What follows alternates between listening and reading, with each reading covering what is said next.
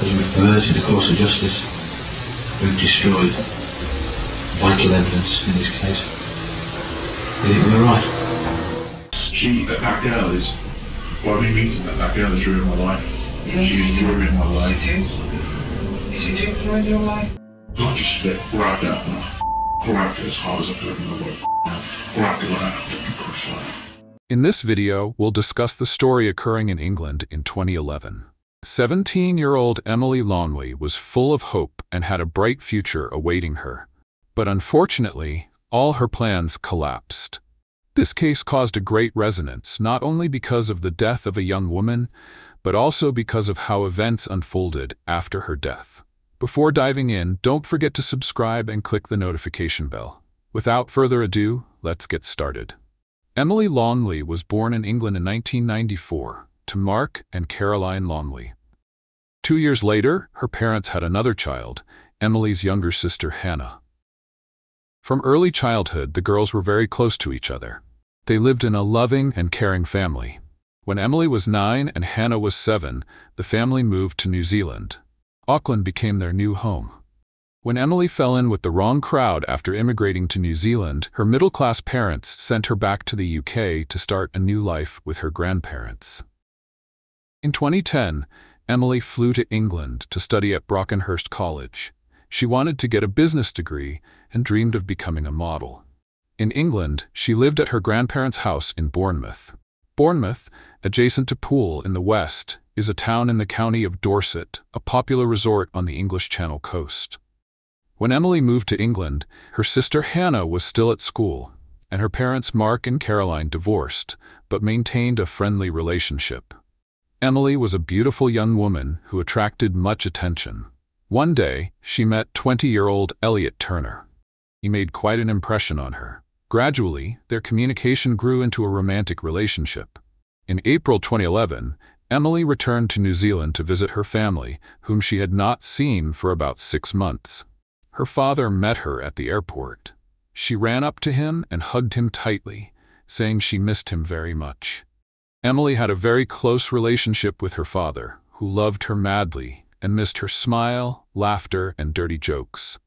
The following day, the whole family went to Emily's favorite pizzeria. She told her parents that apart from studying in college, she was engaged in modeling and made some incredible friends. She also mentioned the man she was dating, 20-year-old Elliot Turner. They had only been dating for a few months, and it seemed to her that she was too young for something serious. "I think I'm going to end it when I go back," she said. Emily spent the next few weeks hanging out with friends and family. She had a wonderful time. No one suspected they would soon lose her. When Emily's flight started boarding, it was hard for her to say goodbye to her family. However, Emily promised she would be back in 5 months. She wanted to see the matches of the Rugby World Cup, which was to begin on September 9th. While texting with her father a few days later, Emily informed him about breaking up with Elliot, but she did not go into details. Elliot behaved strangely after seeing the photos of Emily that she posted on social networks while in New Zealand. There were guys in these photos, and Elliot was very jealous. The son of a millionaire jeweler, 20-year-old Elliot Turner was described as brash, flash, boastful, spoilt, and volatile. He often referred to women as birds. Elliot was well known in the local bar and club scene in the Bournemouth and Poole areas and joined a gang of wealthy young men called the Firm. Called by his friends All Talk Turner because of his boasting, he met Emily in December 2010. The couple enjoyed the high life at the resort and often had fun until late at night. But Elliot, who had a history of obsession with women, soon showed signs of jealousy. As a result, their relationship quickly escalated into violent arguments. Some people described him as a person displaying a threatening, aggressive, violent, controlling, and possessive nature. In January 2008, when Elliot was 16, he received a harassment warning letter from the police, telling him not to contact his ex-girlfriend after he bombarded her with text messages and emails because she broke up with him. Elliot loved being at the center of attention. He didn't need to work for a living. His parents gave him everything he needed. Elliot skillfully manipulated people, including his parents. His life was all about parties, women, alcohol, and illegal substances. He considered himself a man who could do anything he wanted. Elliot carried a hammer with him in case anyone tried to contradict him. His friends believed that Elliot fancied himself a gangster and wanted to become the one everyone turned to for help. He could come to the bar and buy everyone a drink. Elliot bragged about driving a new Mini Cooper, but it was a gift from his grandmother. He tried to maintain his bad boy image with a series of supposedly streetwise messages on social networking sites where he often referred to himself as Scarface or God. He didn't lack female attention, but when he met Emily, he became very attached to her. She complimented his image of a successful person, which he worked hard to create. As their relationship developed, Elliot started showing his controlling behavior more and more often. He even threatened Emily that he would take her life. In an emotional plea to Elliot, Emily wrote a note to him a few months before her death, saying, 1. I love you. 2. Don't say you'll kill me. 3. Stop talking about your ex-girlfriends. 4. Stop being so constantly aggressive. Be more cool, 'cause that is so much more hot, and you make me scared 'cause you're so intimidating. When Elliot began to show his true face and when his controlling behavior started to go beyond all reasonable limits, Emily realized that he was not the person she wanted to be with. However, people like Elliot don't understand rejection. On the evening of May 6, 2011, Emily was with friends in one of the entertainment venues. Surveillance cameras captured how she came to a nightclub with her friends. That evening, Elliot read her Facebook messages and discovered that Emily was dating another man. It pissed him off. He came to the club and started arguing with Emily. This whole story ended with the girl throwing her drink in his face. Turner verbally abused her and threatened her with violence. He didn't like Emily's outfit. He thought it was too revealing. He dismissed the fact that Emily had broken up with him. The man wasn't going to let her go. Elliot ruined her evening, so she decided to leave. Yet, her ex-boyfriend followed her. His friends heard him say, "I will kill her. I will go to prison for it and still be a millionaire. I would do 10 years. It wouldn't bother me." Elliot caught up with Emily, somehow persuading her to go to his house. He said he wanted to talk in a more relaxed atmosphere. Elliot Turner lived with his parents. Perhaps that's why Emily went with him. Maybe she thought he would behave more calmly in the presence of his parents. Neighbors saw them go inside the house.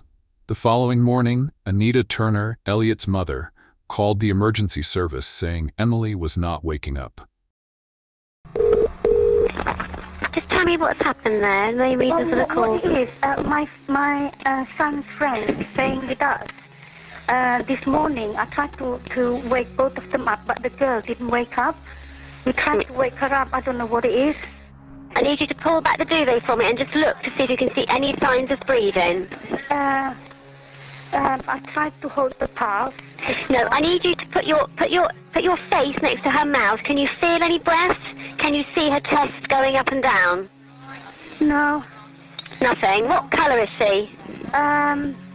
What colour is she? Yeah, what colour is she? Is she blue? Is she red? Is she red? My husband is having a look now. Hang on. It was about 9 a.m.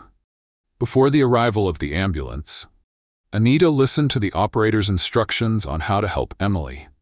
Unfortunately, when the ambulance arrived, the only thing they could do was to state the death of Emily Longley. Anita was an Indonesian citizen who came to the UK to marry Lee Turner. When the couple had a son, they did not deny him anything, which was a big mistake.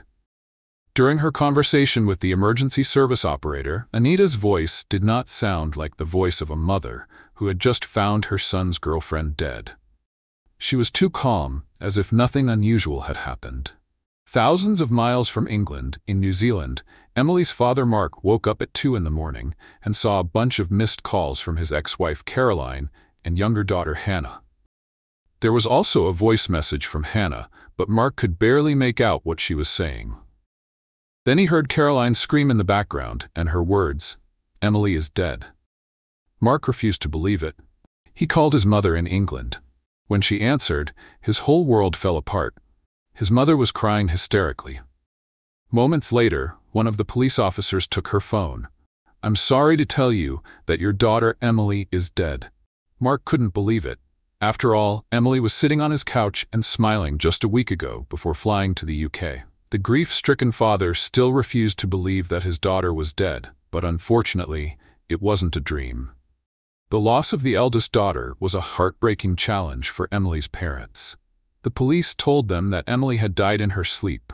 It didn't make any sense. She was young and healthy.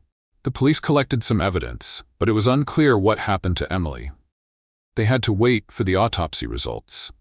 Elliot Turner's parents, Anita and Lee, told investigators they had been home all night and had not heard anything suspicious. Elliot publicly mourned Emily by posting photos of them together on his Facebook page. The police had nothing bulletproof to refute the story of Turner and his parents, that Emily mysteriously died in her sleep. During the investigation of any death, the main factor is to determine its cause. When investigators discover the cause of the victim's death, they understand what they are dealing with and how to conduct an investigation. While waiting for the autopsy results, the investigators found out that a few days before her death, Emily had posted something strange on her Facebook page. "I have a stalker," she wrote. "Someone just called me and I was like, 'Who's this?' And they were like, 'You don't know me, but I know everything about you.' And I was like, 'How did you get my number?' And he was like, 'I'll tell you when I see you,' and kept asking me out. So I hung up and they won't stop calling." Emily wrote on Thursday, May 5th. At the same time, the police managed to find out that before her death, Emily quarreled with Elliot Turner in front of other nightclub guests. After interviewing Turner's friends, investigators learned that he tried to control Emily's every move, that he found out about her meeting with another man, and most importantly, that Elliot threatened to take her life many times. But his friends did not attach any importance to this, believing that these were just words, with which Elliot strengthened his image of a gangster. The autopsy did not give an exact cause of Emily's death. However, experts mentioned it could be strangulation, and one of them said, "The physical findings are entirely consistent with pressure being applied to the neck."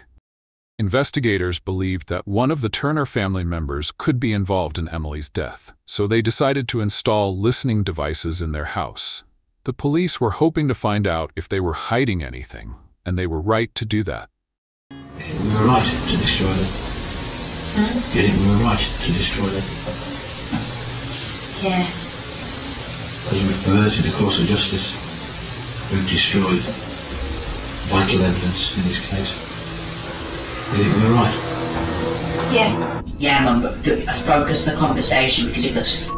You look so guilty. You look so guilty by ringing the father. No, but Mum, please, from a policeman's point of view, it's so obvious. That girl is. What I've been meeting, that girl has ruined my life. Yeah. She has ruined my life. She did ruin your life? Would have known she was freezing, Mum. You gotta think. Brain. Just thought she was, I don't know, I thought she was just knackered. Just really tired. This has happened before when I can't get her out of bed. Hence, officer, I made a cup of tea. First, because I thought she was okay. Mum, that's fine, it's so believable. It's burning me inside. Every second of the day it's burning. But I know something that they don't know. It's burning me. Eating me up. Don't just grab that and grab it as hard as I could and I won't grab it like that. They heard Elliot instructing his mother on how to behave with the police and what she needed to say. His father, Lee Turner, seemed to be the only person who understood what he was doing was wrong, but eventually he submitted to the will of his son and wife. While listening to the recordings, investigators also heard what happened to Emily Longley. Elliot Turner admitted that he caused her death. They arrested Elliot Turner a week after Emily's death. He, of course, denied his guilt. His lawyers tried to challenge the authenticity of those audio recordings. However, having studied all aspects of this case, the judge allowed the prosecution to use the recordings as evidence. Not knowing the police were listening, Elliot admitted that he felt angry every day and that no one had ever pissed him off as much as Emily. During the trial in May 2012, his lawyer stated that their client acted in self-defense. Elliot Turner said that the quarrel in his bedroom turned violent and he had to grab Emily by the neck. He said he didn't strangle her, he just found her dead in his bed the next morning. During the second day of the trial, Turner told the court that he was disgusted by his actions that night. Allegedly, after finding Emily dead, he wrote a letter to his mother, saying how ashamed he was and that he was leaving for Spain. One can assume Elliot Turner was going to leave the country on the day of Emily's death, but changed his mind for some reason. When the police arrived at Turner's home after the 999 call, they saw packed bags. Elliot's passport was in his pocket. He admitted in court that he had threatened Emily and felt upset and deceived the night before her death, after seeing false emails on her phone saying he had smashed her face into a table. When describing the fight they had before her death, he mentioned Emily started beating him with her hands and feet. He tried to calm her down before giving up and throwing her a 20-pound note for a cab. He said she just ignored me at first, then 5 seconds later, she just went crazy. I had never seen Emily get to that point of rage. I didn't know what to do. She would not stop. I kept repeating myself, "Stop it, calm down." At that point, I grabbed her by the neck using my right hand. Defense counsel Anthony Don asked, "Why did you do that?" Turner replied, "To stop her going nuts. I did not know what to do." My right hand made contact with her neck. When the defense counsel asked how hard he grabbed her, Turner replied, "I would not say very hard, but it was quite hard. I grabbed her and pushed her down onto the bed. I pressed down on her neck when she was in the lying down position." He said he held her there for 5 or 6 seconds, then let go and stormed out of the room.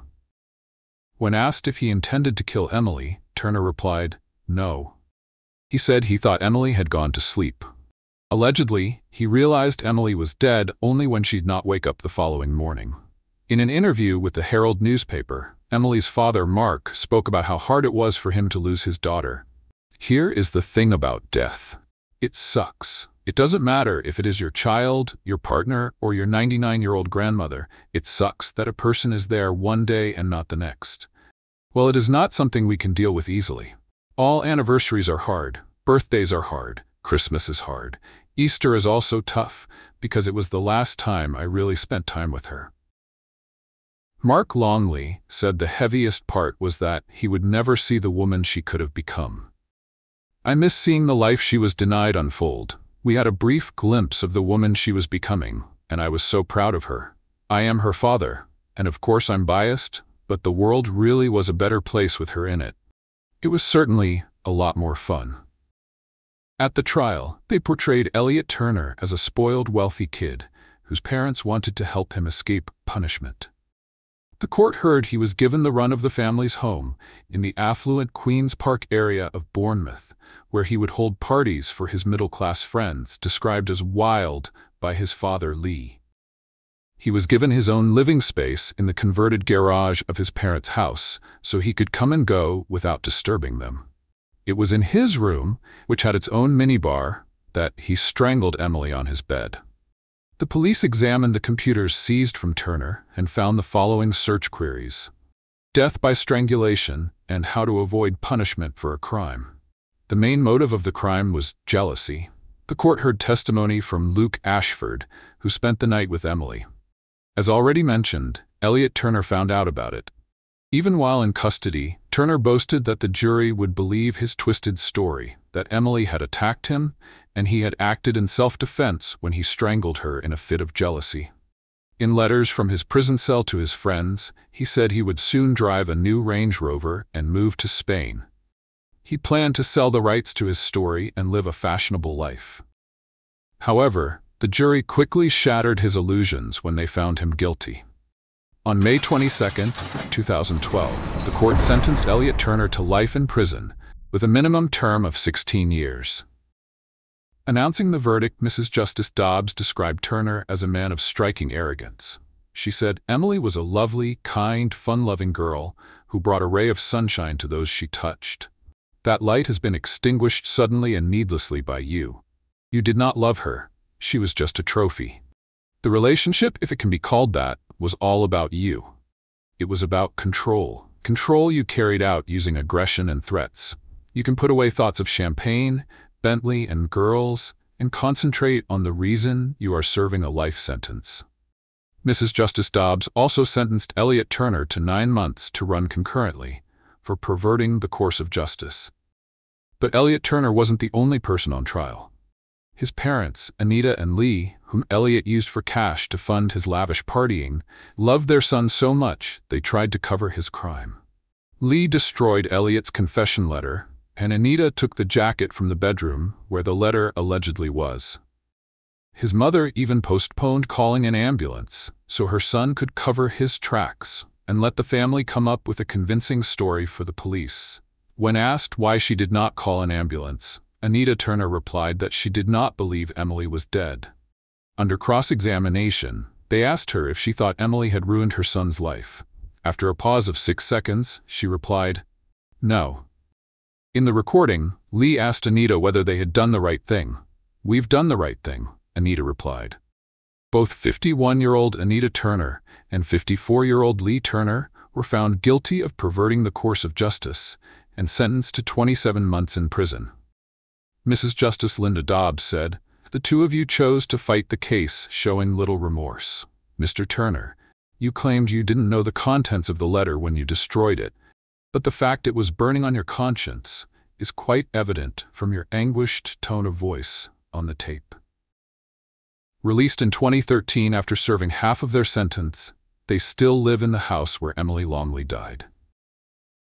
Emily's dad, Mark, broke down as he spoke about the verdicts after the case. Supported by former wife Caroline and daughter Hannah, he said, "What we have heard over these 5 weeks has shocked us and disgusted us. That a man so evil like Turner could treat a gentle and loving girl like Emily so violently is beyond belief. We are so proud of the fact that she had come halfway around the world to cause a better life for herself. This is a life Turner decided to end." Mark said there was a lot of talk about Elliot Turner's boasting, and that no one had taken his threats seriously until it was too late. He added, even his mother did not take him seriously when he texted her to tell her he was going to break Emily's neck. Perhaps if someone had taken his threats seriously, Emily might be with us today. I hope Turner suffers every day in prison for what he has done. In October 2020, the press reported that Elliot Turner's cellmates had beaten him in prison. It happened after he hung up photos of Emily in his cell and boasted of receiving letters from female fans. Some of his cellmates attacked him after he said he would soon return to his life full of champagne, Bentley, and birds. In 5 years, Turner will have the right to apply for early release from prison. One can only hope that common sense will prevail and that the parole board will make the right decision regarding a person who still has no remorse for his actions. So what do you think of this tragic story? Feel free to share in the comments. If there's a case you're interested in, let us know. And if you enjoyed this video, don't forget to like, share, and subscribe. Stay safe, and we'll see you next time.